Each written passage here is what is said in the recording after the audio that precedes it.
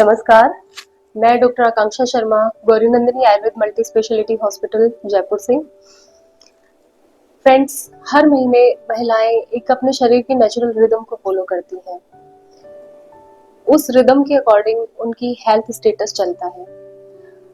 तो सोचिए, अगर उस रिदम में ही डिस्टरबेंस हो जाए तो कभी पीरियड्स 20 डेज में आ रहे हैं, कभी 40 डेज में आ रहे हैं, कभी बहुत ज्यादा आ रहे हैं, कभी बहुत कम अमाउंट में आ रहे हैं, कभी बहुत पेन के साथ पीरियड्स आ रहे हैं।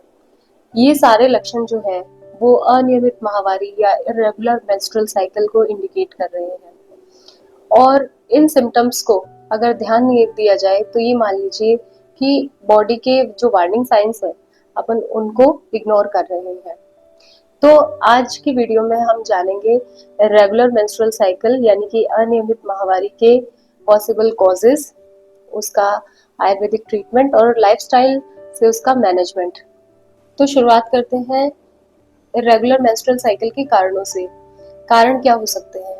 फर्स्ट ऑफ ऑल, पहला और सबसे इम्पोर्टेंट जो कारण है वो है आपका हार्मोन इम्बैलेंस होना। हार्मोन इम्बैलेंस यानी कि पीसीओएस या पीसीओडी जिसे हम जानते हैं, और बहुत कॉमन प्रॉब्लम है। पीसीओएस या पीसीओडी कैसे हमारे मेंस्ट्रुअल साइकिल को अफेक्ट करता है उसके बारे में ब्रीफली जानते हैं। होता क्या है कि हमारा बॉडी के अंदर एक हार्मोन कम्युनिकेशन का एक चैनल होता है, एक सिस्टम होता है जिसे हम एचपीओ एक्सिस के नाम से जानते हैं, हाइपोथैलेमस पिट्यूटरी ओवेरियन एक्सिस के नाम से जानते हैं। हाइपोथैलेमस जो कि एक पार्ट है ब्रेन का, पिट्यूटरी ग्लैंड जो कि मास्टर ग्लैंड कहलाती है, और ओवरीज यानी कि फीमेल्स के अंदर अंडाशय। इन तीनों के बीच में एक प्रॉपर कम्युनिकेशन चलता है हार्मोन्स का। जब इस कम्युनिकेशन में गड़बड़ आती है तब हार्मोन इम्बैलेंस देखा जाता है।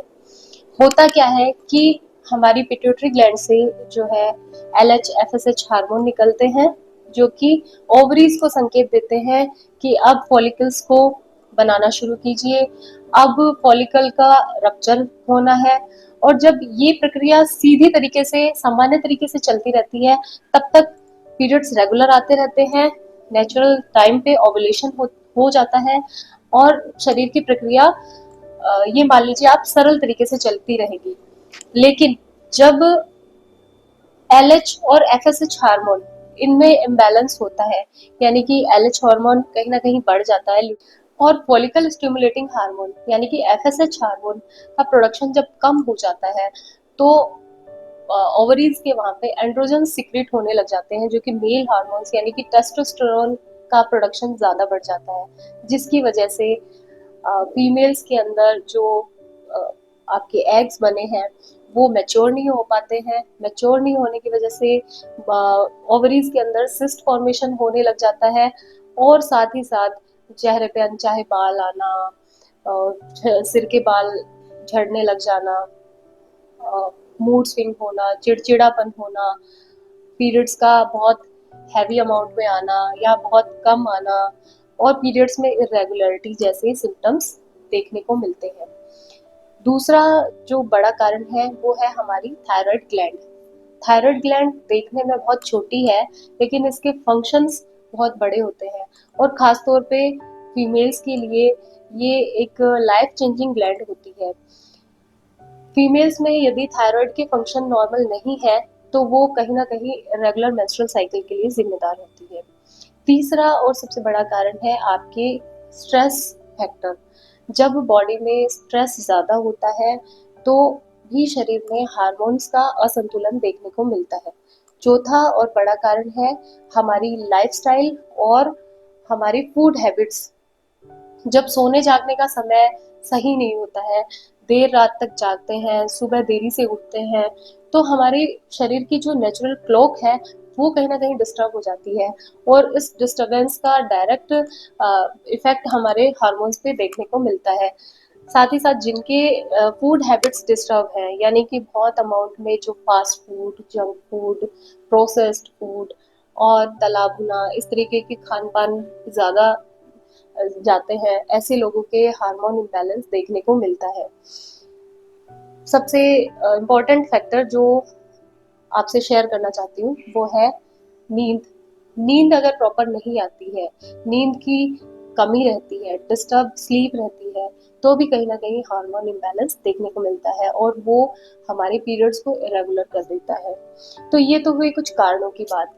अब लक्षणों के बारे में, जैसे कि हमने पहले भी डिस्कस किया था कि पीरियड्स बहुत जल्दी आएंगे या बहुत देरी से आएंगे, समय पे हमारा मेंस्ट्रुअल साइकिल नहीं रहेगा, इसी के साथ साथ हमारे पीरियड्स बहुत स्कैंटी हो सकते हैं, बहुत हैवी हो सकते हैं।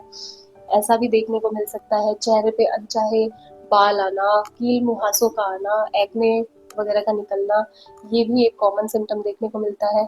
इसी के साथ साथ शरीर में फुलावट होते हुए भी थकान रहती है, कमजोरी सी महसूस होती है, भूख की कमी कहीं ना कहीं देखने को मिलती है, चिड़चिड़ापन रहना, मूड स्विंग्स होना, ये सारे लक्षण जो है वो इरेगुलर मेंस्ट्रुअल साइकिल के साथ एसोसिएटेड रहते हैं। नेक्स्ट अब मूव करते हैं कि हमारे पास आयुर्वेद में इसका क्या समाधान है। आयुर्वेद कहता है कि स्त्री का स्वास्थ्य जो है वो रज चक्र की नियमितता पर निर्भर करता है। हमारे साइकिल जितना रेगुलर होगा उतना ही हम फीमेल स्वस्थ रहेंगी। तो आयुर्वेद में बहुत सारी हर्बल मेडिसिन है, जैसे कि चंद्र प्रभावती, अशोकारिष्ट, कुमारी आसव, लोध्रासव, लोध्र है, और इसी के साथ साथ घृत कुमारी, रजा प्रवर्तनी वटी, पुष्पानुग चूर्ण, शतपुष्पा शतावरी चूर्ण, ये जितनी भी मेडिसिन है, ये आपके जो आयुर्वेद विशेषज्ञ हैं आपके प्रकृति और लक्षणों का ठीक ठीक मूल्यांकन करके उस आधार पे आपको मेडिसिन सजेस्ट करते हैं। लेकिन मैंने शुरुआत में भी कहा था कि मेडिसिन एक सपोर्ट हो सकता है, लेकिन जब तक हम हमारी डाइट और लाइफस्टाइल को मैनेज नहीं करेंगे तब तक ये प्रॉब्लम्स बार बार हमारे शरीर पर हावी होती जाएंगी। तो जरूरी है कि हमारी डाइट और लाइफस्टाइल जो है वो बहुत बैलेंस्ड हो। अब इसके लिए कुछ योगासन मैं आपको सजेस्ट करूंगी जो कि हमारे हार्मोन्स को बैलेंस करने का काम करते हैं। तो उनमें पहला आता है सेतु बंधासन। सेतु बंधासन का अभ्यास करना पेल्विक फ्लोर की मसल्स को रिलैक्स करता है, वहाँ पे लोकल ब्लड सप्लाई को बढ़ाता है, साथ ही साथ हार्मोन्स को बैलेंस करने का काम करता है।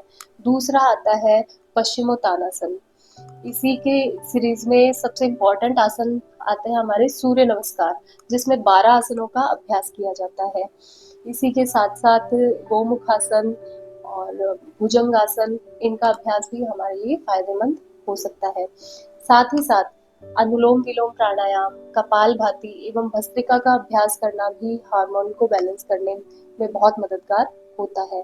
हमारा खाना किस तरीके का होना चाहिए, तो हम कम से कम ऑयल, कम से कम मिर्च मसाले वाला और सिंपल सादा घर का बना हुआ खाना ही प्रीफर करें। साथ ही बाहर के खाने से, जंक फूड, फास्ट फूड और मैदा, इन चीज़ों से बने हुए आहार को लेने से बचें। हमारे डेली की डाइट में कुछ ऐसे एंटीऑक्सीडेंट फूड शामिल करें जो कि हमारे शरीर को नेचुरल हील करने में मदद करते हैं। जैसे कि आप सैलेड्स ले सकते हैं, आप खाने में डेली एक आंवले का सेवन ऐड कीजिए जो कि आपके हार्मोन्स को भी बैलेंस करेगा और साथ ही साथ एंटी एजिंग प्रॉपर्टी भी होती है, एक रसायन की प्रॉपर्टी भी आंवले में होती है।